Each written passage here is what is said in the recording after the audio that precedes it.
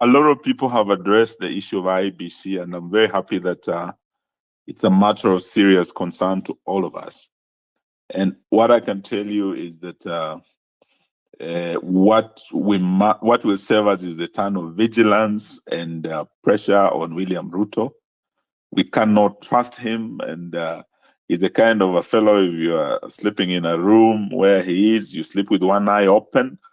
And so far, we cannot say as the opposition that we boycott the process, because so far, out of pressure, we have started the process of getting the panel in place. Of course, there were a lot of intrigues there that caused the delay. And we know that it was deliberate. In fact, they didn't want to form this thing this early. I think the later for them, the better, so that we fall into a crisis. You remember the critical report was very clear.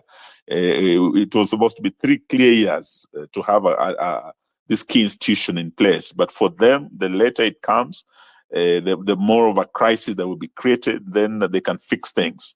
So I'm happy that the first step has been taken. The panel has been sworn in. We have also had the advert put in the papers. And tonight, I think I also want to ask all patriotic Kenyans here and in the diaspora that we need Kenyans of integrity to serve on this commission. And they will not just come. People have to apply for these jobs. We have to ensure that the panel gets the right people for us. And this is something that even as we move forward, so far, we can say the process is credible. But if and when we have any credibility issues in the process, we shall raise the flag as the People's Loyal Opposition. And we will be monitoring this process very, very keenly. But even as we speak, we know that already we have had a problem with the Secretariat. And we issued a warning about 2 weeks ago, where we said that we cannot allow the Secretariat to start processes of procurement before the IEBC is fully constituted. We do not have a commission in place yet. Yet we find that there are some monkey business going on in the Secretariat. They are trying to pre-rig the whole process, so that by the time the commissioners are sworn in, certain things have already taken place and they're irreversible. So that would already have compromised the next general election. So that is one thing that we're keeping a very keen eye on. To come to the other issue of the census, I know concerns have been raised. But I have never really believed in demonizing or isolating any community in Kenya.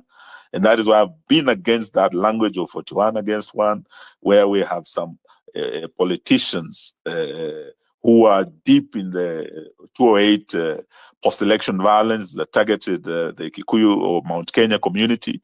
And they actually ended up at the ICC for crimes against humanity. We see them reintroducing this language.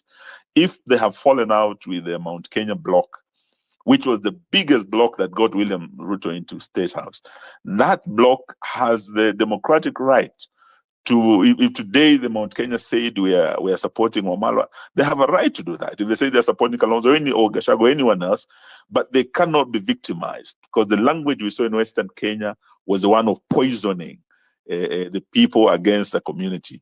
I wouldn't want that also, just like the mountain has been targeted. I wouldn't want to see the Somali community also targeted. But also we must, like we have said here, we must be careful that we don't open a door that can actually pre-rig the election, because William Ruto, given any opportunity to play with the numbers, we could have this election already pre-rigged, even if we were to have a good commission. So I agree with those of you who have raised concerns about the issue of the census, and probably we might need to push if we're saying certain numbers were suppressed and or certain numbers were inflated, then the best thing would be, so that every Kenyan has confidence in this, is to have a proper census redone, so that we know the correct position. So this one area, and I think it's a conversation we need to have, because elections are about numbers. If those numbers are suppressed or inflated, that will affect the will of the people, which will not be reflected in numbers that have been compromised. So that issue is something that we must keep a keen eye on. And that is something we will be following up very, very closely. And thank you for raising it. The other concern, of course, is the issue of the counties. And the Honorable MCA is right in saying that apart from the national government entrenching, and William Ruto has entrenched corruption and tribalism and clanism and cronyism more than any other president. This is also reflected in the counties.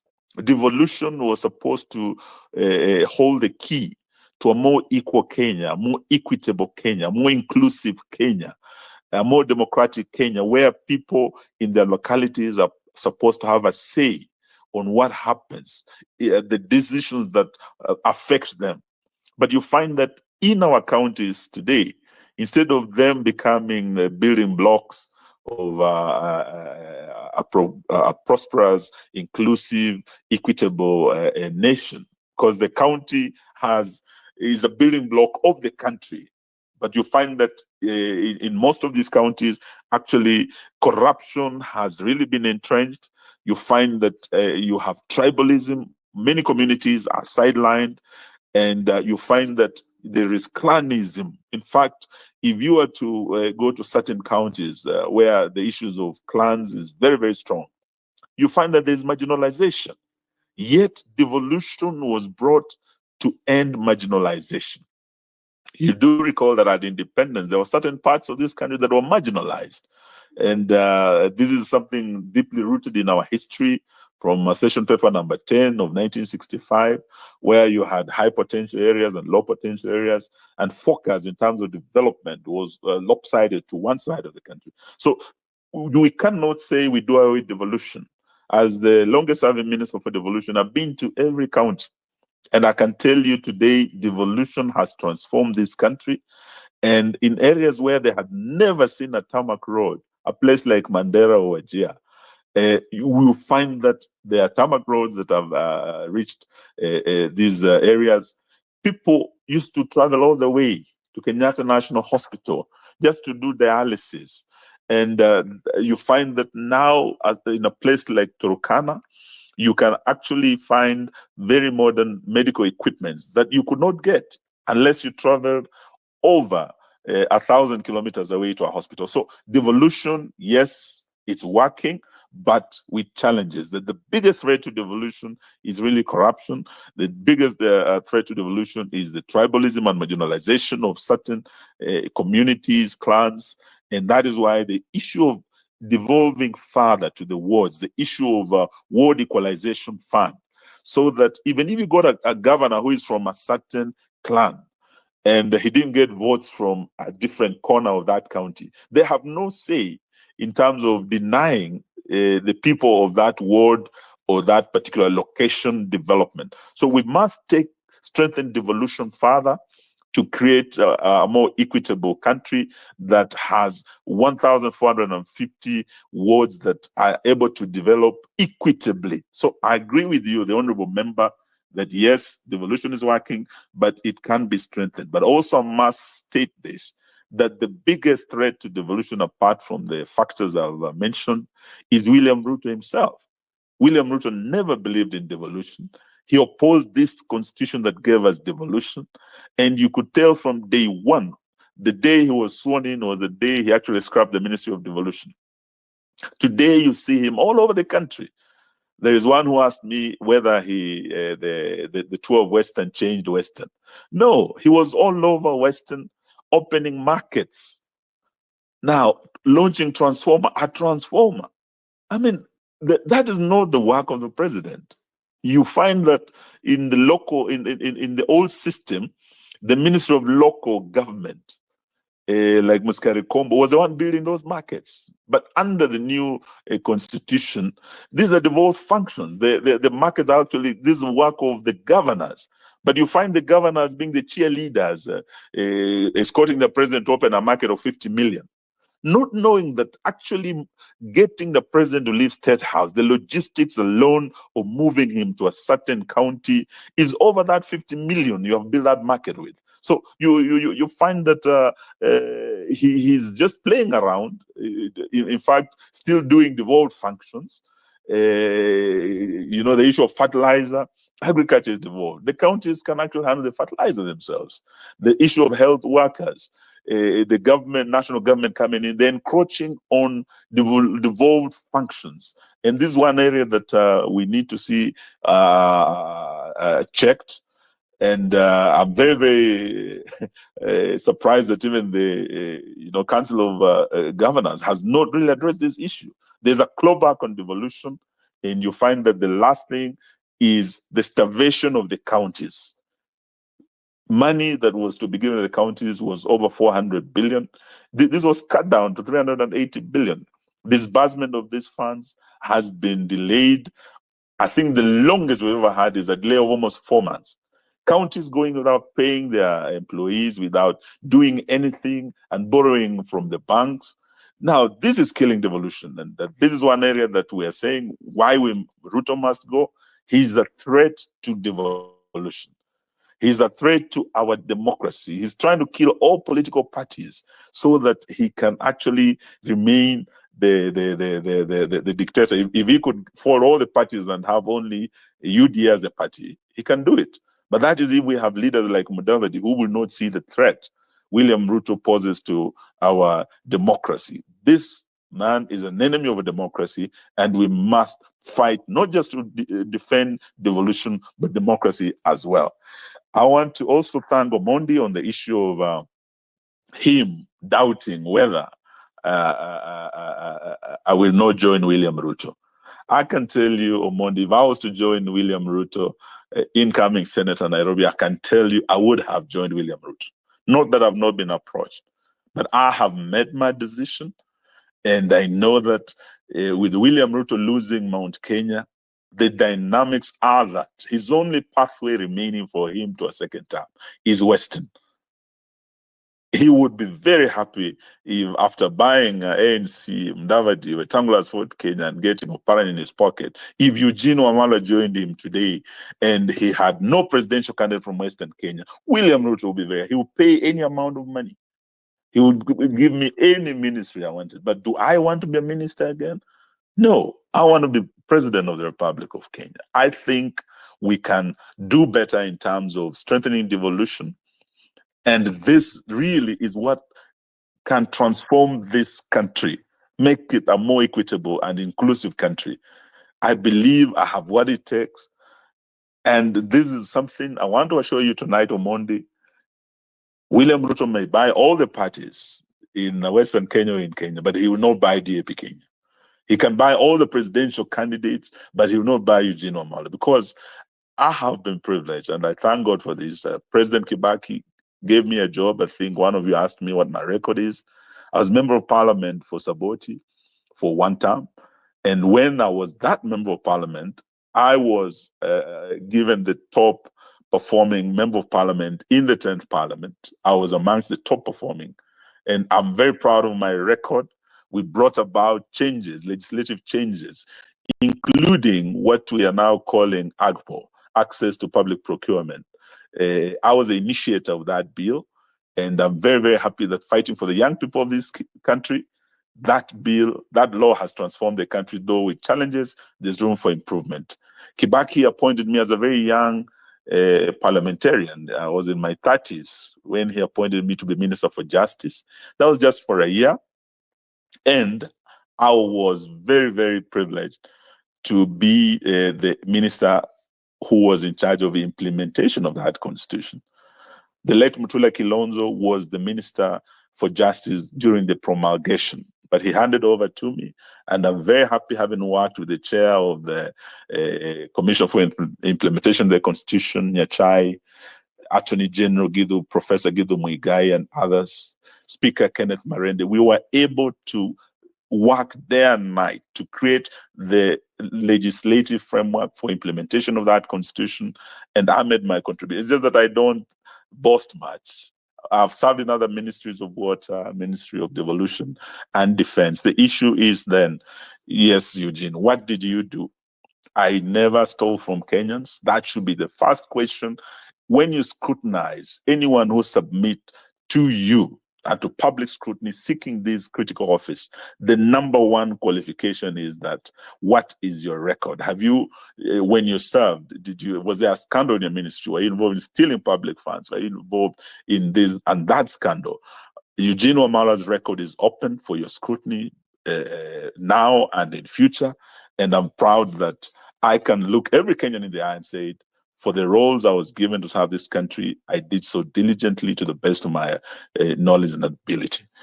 I want to also say that, Odera, you talked about the Gen Zs joining one party. What is the strategy? I'm saying tonight, Gen Zs don't have to join my party, DAPK, to be able to form this team. They don't have to. All the Gen Zs need to make a decision, even if they were to form their own party.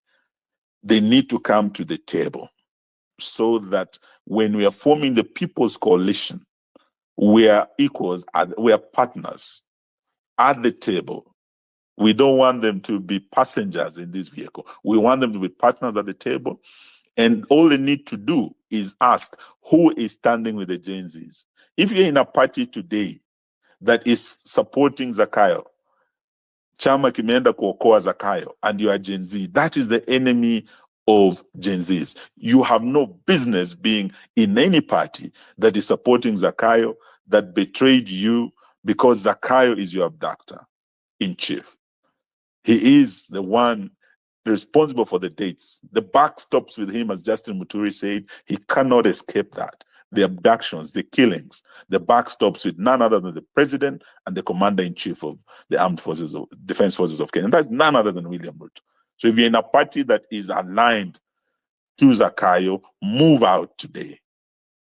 And I'm very, very happy that Wiper Democratic Movement kicked out one of the other enemies of the Gen Zs, Farah Malim, a man from whose mouth terrible words came out, that if it were him, he would have killed 5,000 Gen Zs. Now, if you have a party where Farah Malim is, that is an enemy of the Gen Zs. You have no business being there. I'm very happy that my friend and brother, Stephen Kalonzo Musyoka, kicked out Farah Malim. So if you are Gen Z and you're in Wiper, you are in the right party. You're in DAPK, you're in the right party. You are in all these other parties that are forming the team that is going to remove Zakayo. Or even if you are to form your own party as Gen Z and you come to the table to negotiate so that we work together, we will welcome it. What we want to say is that let us not be like those Christians who are fighting in the Bible. And some were saying, oh, we belong to Apollos. Some were saying, oh, we belong to Paul. Others were saying we belong to Cephas. The book of Corinthians, 1 Corinthians chapter 3, verse 22 says, whether you belong to Paul or Apollos or Cephas, you all belong to Christ. So today there are just two sides, my friends. There's the side of Okoa Zakayo, and we know who has gone to Okoa Zakayo. And there's the side of Okoa Kenya. That is where we belong. That is where we want to be with you, the Gen Zs, the millennials, the churches, the civil society, and all forces who believe in the liberation of this country. You all belong to the liberation movement, the People's Coalition. And that is what we're inviting you tonight, to work with us, and together, hamutakuwa abiria kwenye hii meli, mutakuwa mabaharia. That is what we are assuring you of tonight as we invite you to work together with us. Joe, you have asked me a very critical question about 2027 or before. I can tell you this already happened on 25th of June. It happened. Ruto and his government, Wetangula and his parliament stands impeached. In fact, them continuing to purport to be still in power, it's an illegitimate regime. So I agree with you. They should go like yesterday. And that is something that all I would add is that it must be constitutional, and we must work through constitutional means to ensure that William Ruto is removed. And it is possible.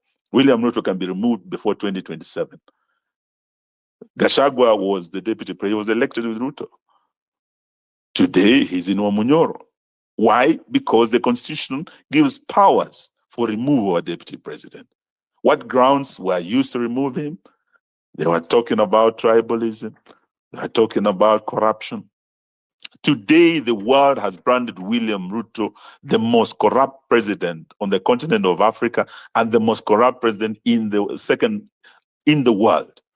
If you are saying DP Gachagua was corrupt and that's why he was impeached, then William Ruto, there are grounds for his impeachment. If you are saying he's a tribalist, we see him actually talking about and sowing the seed of division, us versus them, hustlers versus dynasties.